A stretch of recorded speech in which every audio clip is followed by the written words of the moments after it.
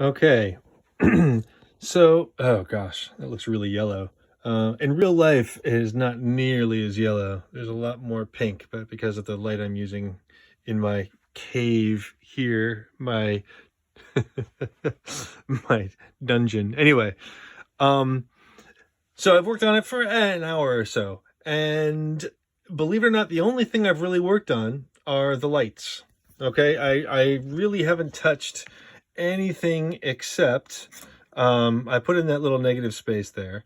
But other than that, I put these lights and mainly kind of this stuff. All right, I really haven't touched anything else. Well, I made this a little bit lighter to bring this out.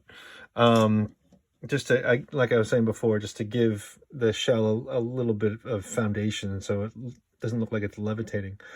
But what makes this, and I like it so far. I like it so far. There's a few things left. This area needs to be a bit lighter. This needs to be quite a bit lighter. There's a few other things. But mainly what I've been working on is, like I said before, edges. This shape here is, fairly hard, and then it turns the whole form, like all these forms together, kind of turn from light gently into shadow. Now they're these little topographical things, almost like these little partial cylinders. And you notice that the top edge of each of these lights is hard, and the bottom edge is soft. So where it goes from light into shadow, from light into shadow, from light into shadow, from light into shadow, pretty much everywhere. It's turning form, right? The plane faces the light up here and then starts to turn away from it. And there's a point where it's difficult to tell where the light ends and when the shadow begins. And so that's the soft edge. Even on this sliver here, there's edge issues, right? So where the form ends and the negative space begins, it's a fairly sharp edge.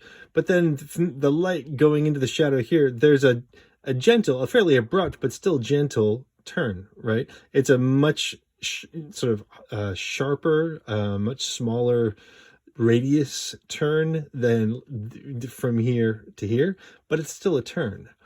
Even in this area, there's a turn. The plane turns away from the light, kind of going in this direction.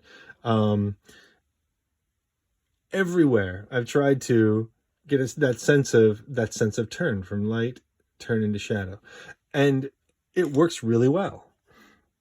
It's amazing what you can leave out and still have things read fairly well. From here, there's like these two lobes on this light. There's this edge here, and it turns into shadow, and then there's another light, a secondary light, where it turns into shadow. It's like this little gulf, right? And then it turns.